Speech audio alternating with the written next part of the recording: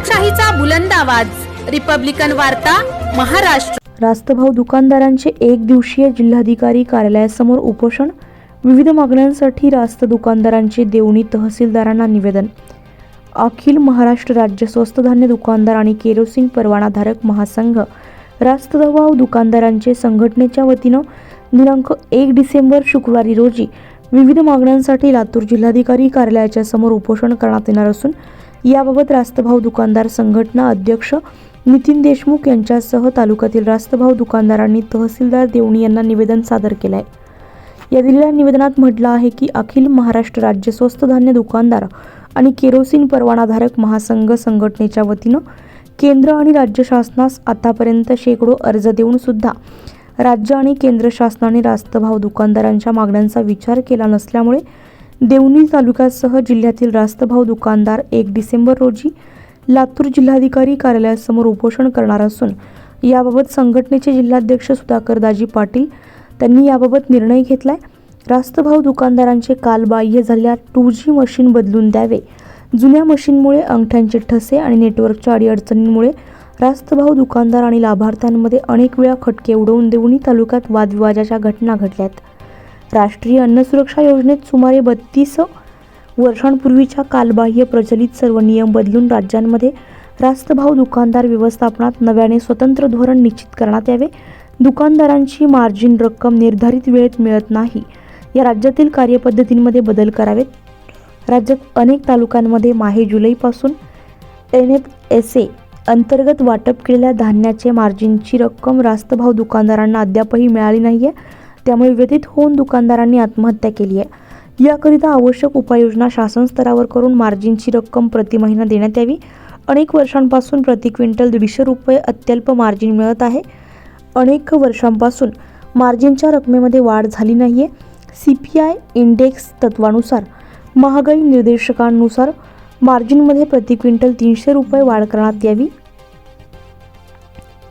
रास्तभाव दुकानदारांचे व्यवस्थापन करण्याकरिता इमारत भाडे, वीज बिल, स्टेशनरी खर्च या बाबींसाठी प्रति महिना ग्रामीण 2000 आणि शहरी भागात 5000 रुपये रक्कम प्रति महिना निर्धारित करून मार्जिन व्यतिरिक्त देण्यात यावी। राष्ट्रीय अन्न सुरक्षा योजनेअंतर्गत अंत्योदय आणि प्राधान्य कुटुंब लाभार्थ्यांची वार्षिक उत्पन्नाची मर्यादा 10 वर्षांपूर्वी ठरवलेली आहे, त्यामुळे CPL इंडेक्स या महागाई निर्देशकांनुसार अंत्योदय आणि प्राधान्य कुटुंब योजनेतील लाभार्थी यांचे वार्षिक उत्पन्नात वाढ करण्यात यावी। माजी मुख्यमंत्री स्वर्गीय विलासराव देशमुख यांनी विदर्भ आणि मराठवाड्यातील आत्महत्याग्रस्त 14 जिल्ह्यांतील शेतकरी लाभार्थ्यांना रेशनचे धान्य देण्याची योजना चालू करून या योजनेतील लाभार्थ्यांना रेशनचे धान्य दिले जात होते, परंतु कालांतराने शेतकरी योजनेतील रेशनचे धान्य शासनाकडून बंद करण्यात आले। धान्याऐवजी रोख सबसिडीची योजना करून शेतकरी लाभार्थ्यांना यांचे धान्य बंद केले आहे।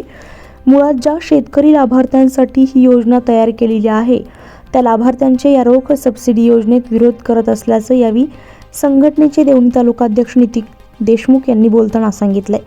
अन्न सुरक्षा कायद्याअंतर्गत विशेष बाब म्हणून शेतकरी रेशन कार्ड धारकांना प्राधान्य कुटुंब योजनेत समाविष्ट करून धान्य देण्यात यावे, यासह विविध मागण्यांसाठी तहसीलदारांना निवेदन देण्यात आले। या निवेदनावर रास्तभाव दुकानदार संघटना तालुकाध्यक्ष नितीन देशमुख, तालुका उपाध्यक्ष दीपक वाघमारे, महासचिव भगवान सावंत, सचिव राम बिरादार, अभंग सूर्यवंशी, रामचंद्र गोंडगावे, रोहित पडसलगे, बालाजी सोनकवडे, अजय शिंदे, श्रीमती KB साबणे, पांडुरंग पटवारी, राघवेंद्र जाधव, अंकुश बागवाले तसेच विलास कदम, यलप्पा बिजापुरे यासह आदींच्या स्वाक्षऱ्या आहेत। नमस्कार, मी नितीन देशमुख, रास्तभाव दुकानदार संघटना देवणी तालुका अध्यक्ष। केंद्र शासनाचे सर्वप्रथम मी आभारी आहे।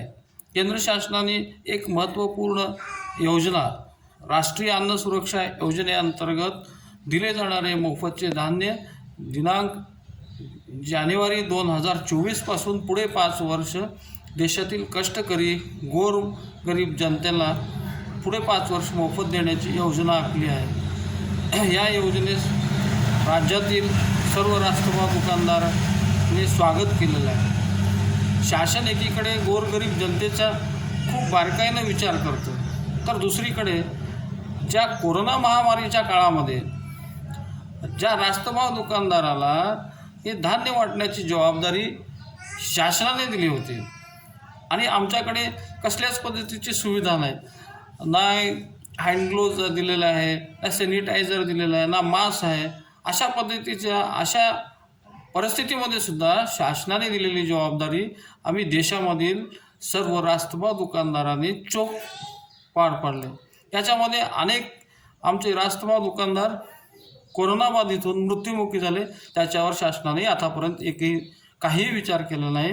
तरी शासनाने कोरोनाबाधित दुकानदार जे मृत्युमुखी पडले त्यांचा विचार करण्यात यावा.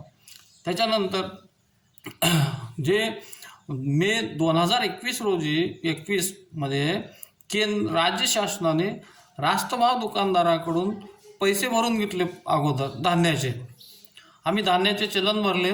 त्याच्यानंतर आम्हाला आदेश आला की हे धान्य मोफत वाटप करायचं आणि तुमचे पैसे आम्ही परत करू.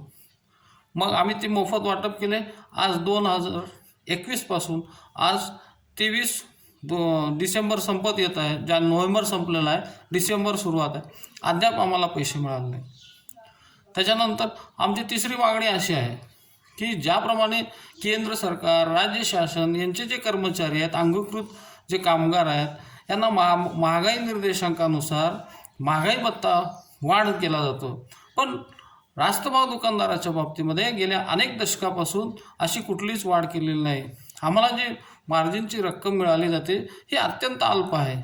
त्या रकमेवर आमच्या कुटुंबाचा उदरनिर्वाह होत नाही. गेले अनेक दशकापासून अखिल महाराष्ट्र राज्य स्वस्त धान्य दुकानदार व केरोसिन परवानाधारक महासंघ यांच्या वतीने शेकडो वेळा अर्ज देण्यात आले, पण शासनाने याचा विचार केलेला नाही. त्यानंतर जे APL कार्डधारक आहेत, विशेष करून विदर्भ आणि मराठवाड्यातील आत्महत्याग्रस्त शेतकऱ्यांसाठी शासनाने धान्य यापूर्वी चालू केले होते. ती योजना कालांतराने शासनाने बंद केलेली आहे. त्याच्याऐवजी आत्महत्याग्रस्त शेतकरी कुटुंबाला, कार्डधारकांना DBTद्वारे रक्कम देण्याची योजना शासनाने तयार केली. मुळात जी योजना आहे, ज्यांच्यासाठी तयार केलेली आहे, त्यांचाच या योजनेला विरोध असतानासुद्धा शासनाने ती योजना चालू केलेली आहे.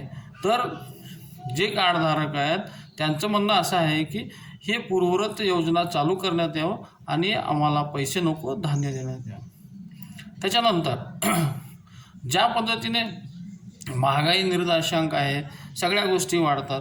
आमचं दुकान भाडे वाढत आहे, आम्हाला स्टेशनरी खर्च वाढत आहे, सगळ्या गोष्टी वाढतात.